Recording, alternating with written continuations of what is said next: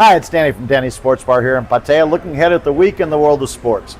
And today we're going to look at holidays and rivalries. Holidays because today, July 1st, is Canada Day, Canada's National Day. Friday, July 4th, 4th of July, U.S. Independence Day, the big U.S. summer holiday.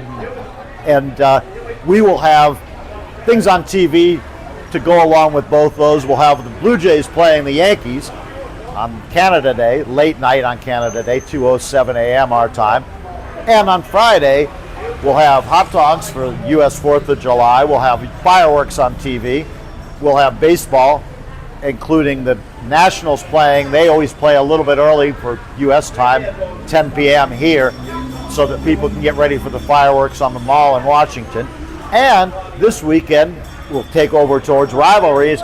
The Yankees are playing the Mets in New York, the Subway Series. They have, even though they're rivals, it doesn't go on as long, or hasn't gone on as long as some of the other rivalries, mainly because they're obviously in different leagues. And interleague play in baseball, you might remember, didn't start until 1997. So even though the Mets fans really do hate the Yankees, Yankee fans kind of hate the Mets a little bit, maybe. It's not the same intensity, say, as Yankees Red Sox, or the same way as Mets Phillies or Mets Braves, who are playing in the same division. Still, it's kind of fun. When I lived in New York, I was able to go to quite a few Yankees Mets games, Subway Series games, and it's a game where you have so many fans from both teams. This week's games are in Queens at Citi Field, so there'll be more Mets fans, but you'll still hear chants of "Let's Go Yankees" right along with "Let's Go Mets." And it makes it a fun atmosphere. Both teams got off to great starts this year. The Mets have been in a little tougher time recently, but still two really good teams, and that both could be there when we get to October for playoff time, although obviously the only way they can meet again after the regular season would be in the World Series. Speaking of rivalries, I want to talk about one other one. In the Australian Football League, the AFL, Collingwood and Carlton. Carlton plays Collingwood on Friday at the MCG, Melbourne Cricket Ground. This rivalry dates back to 1892. And you've got to understand, for Australia, that's so long. Australia's federation was in 1902. We talk about the AFL now. People remember that it used to be the VFL, the Victorian Football League. Obviously, Carlton Collingwood predates the AFL back to the VFL days, but the first time they met was before the VFL was even formed. So it's that the two areas of Melbourne are very close. It's been a long-standing rivalry. Now, it's an interesting game this year because Collingwood have been the best team in the AFL. They're 10 points on top of the ladder, ahead of the second place team. Meanwhile, Carlton, their big rivals, are going through. They're the team in turmoil. They're not right at the bottom, but they're playing far worse than anyone expected them to. The management of the team had to come out this week and confirm that the coach would stay to at least the end of this season, although he didn't make any commitment past that.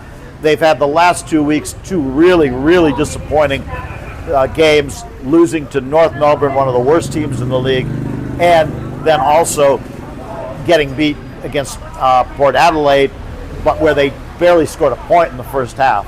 So they're going to have to have a big task ahead of them going against Collingwood. But as one of my friends said, it is a rivalry game, and you never know in one of those games. So we've got that.